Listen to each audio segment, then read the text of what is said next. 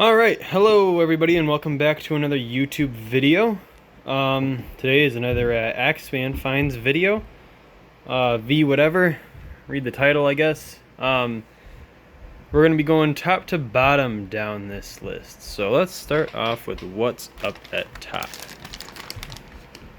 Here is a Tenma Universal TV Aerial VHF antenna, made in Taiwan of course.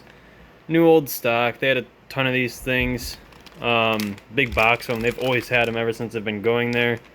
Finally decided to pick one up, and this is going to be going on the good old 1949 RCA. Alright, I very carefully bent the pins back on the staples. I don't mind using new old stock stuff, but I don't want to wreck the packaging. Even on something silly like this, it just kind of hurts me to wreck the packaging on it. So yeah. This thing was probably manufactured after the people stopped using the TV that it's going on. Kind of the funny thing. These are probably from the 80s. Maybe the late 70s.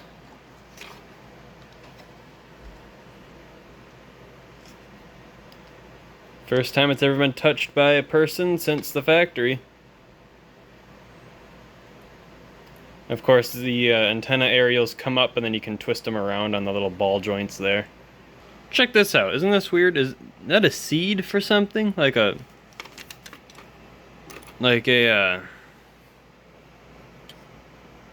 flower of some sort? I recognize these things. These hairy things.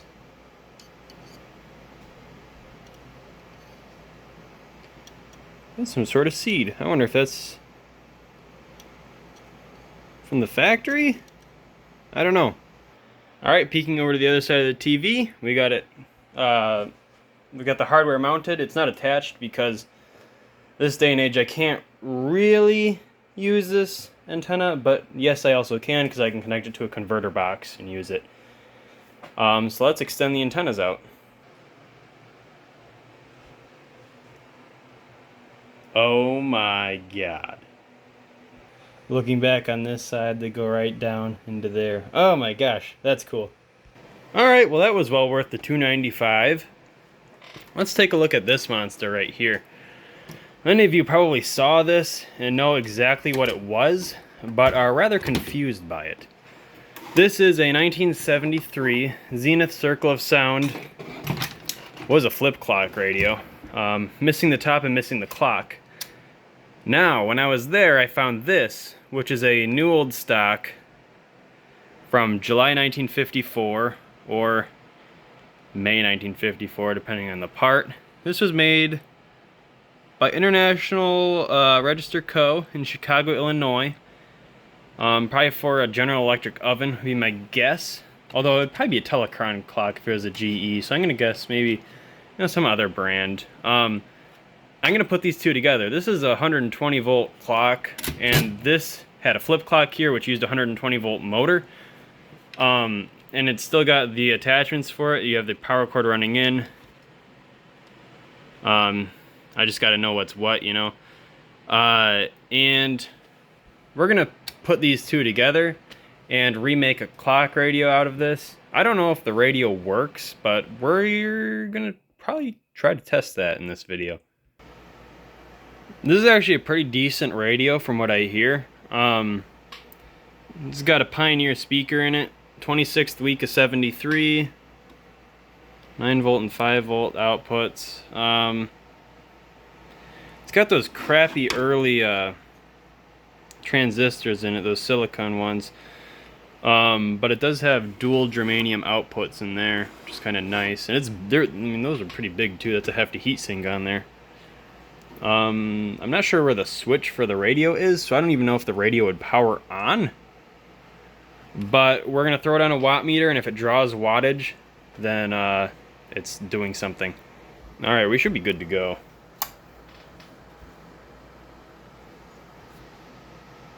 $55 watts. Or I mean, not 55 watts, 55 thingamadoobers.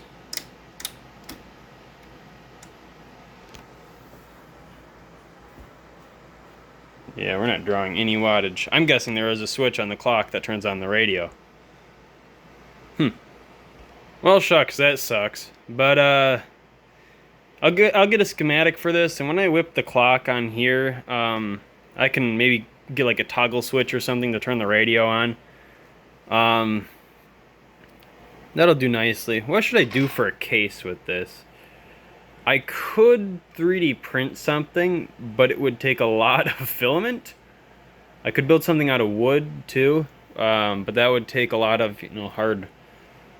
I mean, it would be kind of lengthy because I'd have to do a cutout for this, and it'd have to go all the way around, and then there would be roof inside, whatever. That's about it.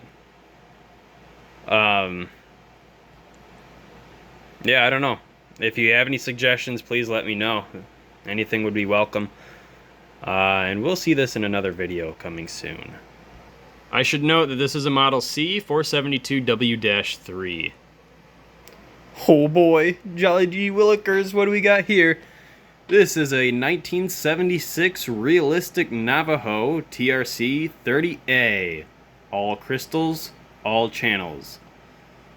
CB base station. Oh boy, this thing's a bomber, dude. It can do 120 or 12 volts, which means that you can connect this thing into a car under the dash. Imagine that thing looking up at you while you're driving. Wouldn't that be sick? It comes with the original microphone with the old owner's call sign, back when you had to have a call sign for CB. I think that expired, or I think they stopped doing that in '83. When you go to the side here, and see the card thing, I don't think any of this information is really like valid anymore, so I don't really mind showing it. But one thing I wanted to point out was 2/11 of '82 is when this FCC card expired. This guy was a licensed CB transmitter, and this transmitter was on the registry in the FCC. Probably from 76 to 82 would be my guess. Anyways, we're going to see if this thing works and see if it can maybe get some stations down here in the basement. If it did, it would be a first, so don't expect anything. But I'm guessing that if it powers on, it works. Alright, we're all connected with an antenna and a power cord.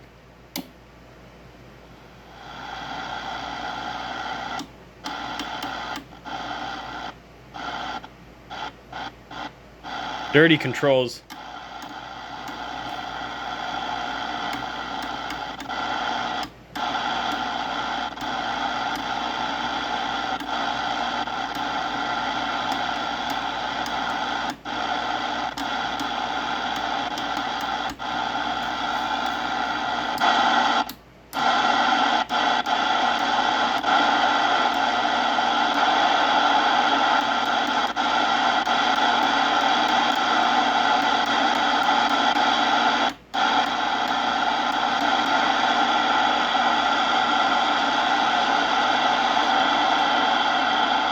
I don't know if you guys can hear that, but there is a little something coming in.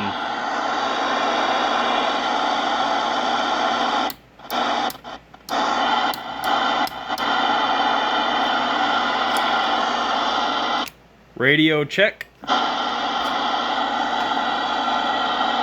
Check that out. Radio check. Radio check.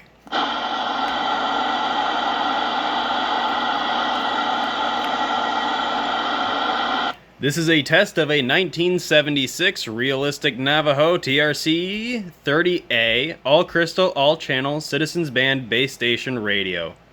Radio check.